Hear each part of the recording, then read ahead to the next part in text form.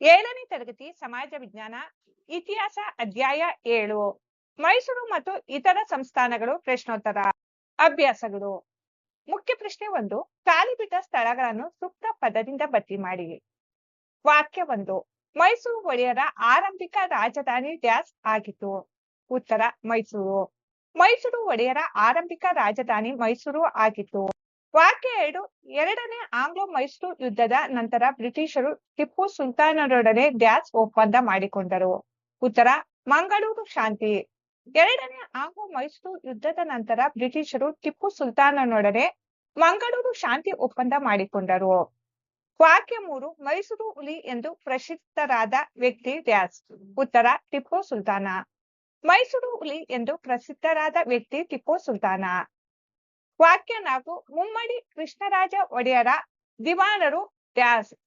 ಉತ್ತರ ಪೂರ್ಣಯ್ಯ. ಮುಮ್ಮಡಿ ಕೃಷ್ಣರಾಜ ಒಡೆಯರ ದಿವಾನರು ಪೂರ್ಣಯ್ಯ.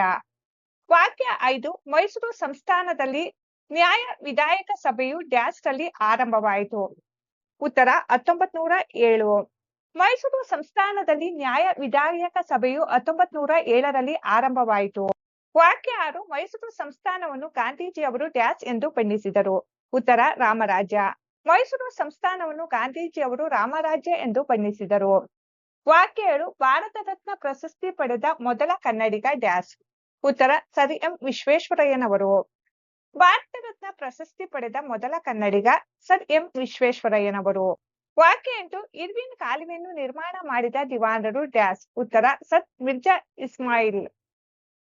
ಇರ್ವಿನ್ ಕಾಲುವೆಯನ್ನು ನಿರ್ಮಾಣ ಮಾಡಿದ ದಿವಾನರು ಸರ್ ಮಿರ್ಜಾ ಇಸ್ಮಾಯಿಲ್. ಮುಖ್ಯ ಪ್ರಶ್ನೆ 2. ಕೆಳಗಿನ ಪ್ರಶ್ನೆಗಳಿಗೆ ಒಂದು ವಾಕ್ಯದಲ್ಲಿ ಉತ್ತರಿಸಿ. ಪ್ರಶ್ನೆ 9. ಅಟಾರ ಕಚೇರಿಯನ್ನು ಯಾರು ಸ್ಥಾಪಿಸಿದರು? ಉತ್ತರ ಅಟಾರ ಕಚೇರಿಯನ್ನು ಚಿಕ್ಕದೇವರಾಜ ಒಡೆಯರು ಸ್ಥಾಪಿಸಿದರು. ಪ್ರಶ್ನೆ 10. ದರಿಯಾ ದೌಲತ್ ಎಲ್ಲಿದೆ? ಉತ್ತರ ದರಿಯಾ ದೌಲತ್ ಶ್ರೀರಂಗಪಟ್ಟಣದಲ್ಲಿದೆ. ಪ್ರಶ್ನೆ 11. ಲಾಲ್ಬಾಗ್ ಉದ್ಯಾನವನ ಎಲ್ಲಿದೆ? ಅದನ್ನು ಆರಂಭಿಸಿದವರು ಯಾರು? ಉತ್ತರ ಲಾಲ್ಬಾಗ್ ಉದ್ಯಾನವನ ಬೆಂಗಳೂರಿನಲ್ಲಿದೆ. ಅದನ್ನು ಆರಂಭಿಸಿದವರು ಹೈದರಾಲಿ. ಪ್ರಶ್ನೆ 12. ಟಿಪ್ಪುವಿನ ಮರಣದ ನಂತರ ಮೈಸೂರಿನ ಸಿಂಹಾಸನ ಯಾರಿಗೆ ಸೇರಿತು? ಉತ್ತರ ಟಿಪ್ಪುವಿನ ಮರಣ ನಂತರ ಮೈಸೂರಿನ ಸಿಂಹಾಸನ ಮುಮ್ಮಡಿ ಕೃಷ್ಣರಾಜನಿಗೆ ಸೇರಿತು. ಪ್ರಶ್ನೆ 13. ಮೈಸೂರು ಸಂಸ್ಥಾನದಲ್ಲಿ ಕಮಿಷನರ್ ಆಡಳಿತ ಏಕೆ ಜಾರಿಗೆ ಬಂತು? ಉತ್ತರ ಮುಮ್ಮಡಿ ಕೃಷ್ಣರಾಜ ಒಡೆಯರು ಶಿವಮೊಗ್ಗ ಜಿಲ್ಲೆಯ ನಗರ ಪ್ರದೇಶದಲ್ಲಿ ದಂಗೆಯನ್ನು ಸರಿಯಾಗಿ ಹತ್ತಿಕ್ಕಲಿಲ್ಲವೆಂಬ ಕಾರಣದಿಂದ ಮೈಸೂರು ಸಂಸ್ಥಾನದಲ್ಲಿ ಕಮಿಷನರ್ ಆಡಳಿತ ಜಾರಿಗೆ ಬಂತು. ಪ್ರಶ್ನೆ 14. ಮೈಸೂರಿನ ಪ್ರಮುಖ ಕಮಿಷನರ್ಗಳನ್ನು ಹೆಸರಿಸಿ. ಉತ್ತರ ಮಾರ್ಕ್ ಕಬ್ಬನ್, ಲೂಯಿ ಬೆಂಥಮ್ ಬೋರಿ.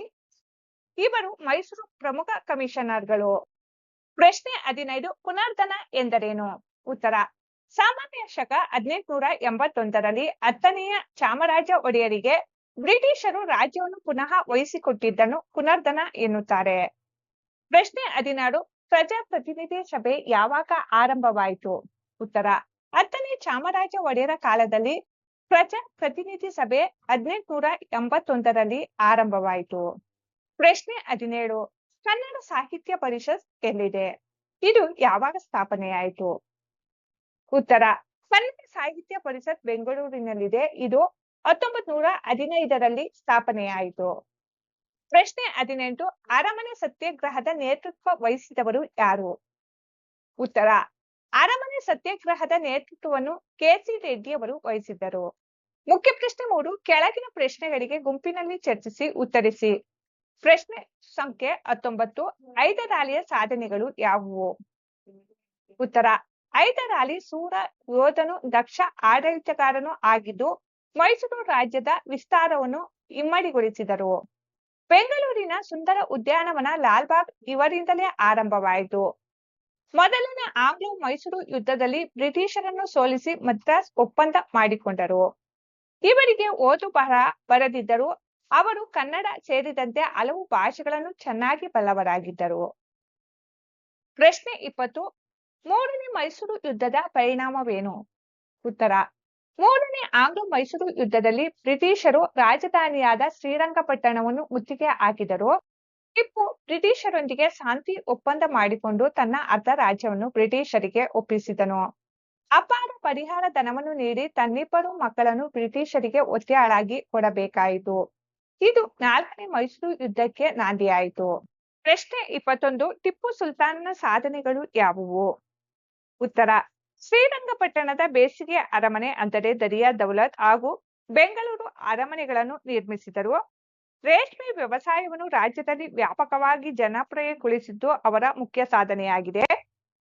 ಟಿಪ್ಪು ಕೆಲವು ಹಿಂದೂ ದೇವಾಲಯಗಳಿಗೆ ದಾನ ದತ್ತಿಗೆಯನ್ನು, ಶೃಂಗೇರಿ ಮಠಕ್ಕೆ ದೇಣಿಗೆಯನ್ನು ನೀಡಿದರು. ಟಿಪ್ಪು ಭೂ ಹಿಡುವಳಿಯಲ್ಲಿ ಸುಧಾರಣೆ ಮಾಡಿ ರೈತರಿಗೆ ಸುಲಭ ಕಂತಿನ ಸಾಲ ಒದಗಿಸುವುದನ್ನು ಒಳಗೊಂಡಂತೆ ಅನೇಕ ಸೌಲಭ್ಯಗಳನ್ನು ಒದಗಿಸಿದರು. ಶ್ರೀರಂಗಪಟ್ಟಣದಲ್ಲಿರುವ ಹೈದರಾಲಿಯ ಸಮಾಧಿ ಹಾಗೂ ಜುಮ್ಮಾ ಮಸೀದಿ ಟಿಪ್ಪುವಿನ ಭವ್ಯ ನಿರ್ಮಾಣಗಳು.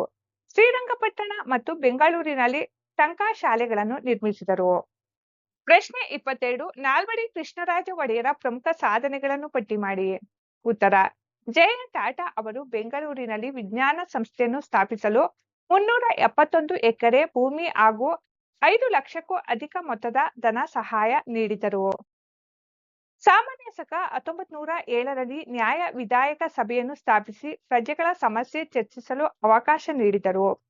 ಕೃಷ್ಣರಾಜ ಸಾಗರ ಅಂದರೆ ಕೆಆರ್ಎಸ್ ಅಣೆಕಟ್ಟನ್ನು ನಿರ್ಮಾಣ ಮಾಡಿ ಕೃಷಿ ಅಭಿವೃದ್ಧಿಪಡಿಸಿದರು. ಹಿಂದುಳಿದ ವರ್ಗಗಳಿಗೆ ಸರ್ಕಾರಿ ಸೇವೆಯಲ್ಲಿ ವಿಶೇಷ ಪ್ರಾತಿನಿಧ್ಯ ನೀಡಿದರು ಮತ್ತು ಪ್ರಥಮ ಬಾರಿಗೆ ಸ್ತ್ರೀಯರಿಗೂ ಮತದಾನದ ಹಕ್ಕು ನೀಡಿದರು. ಆಡಳಿತದಲ್ಲಿ ಪ್ರಾತಿನಿಧ್ಯಕ್ಕಾಗಿ ಮಿಲ್ಲರ್ ಆಯೋಗ ರಚಿಸಿದರು. ಪ್ರಶ್ನೆ ಸಂಖ್ಯೆ 23. ಸರ್ ಎಂ ವಿಶ್ವೇಶ್ವರಯ್ಯನವರ ಸಾಧನೆಗಳು ಯಾವುವು?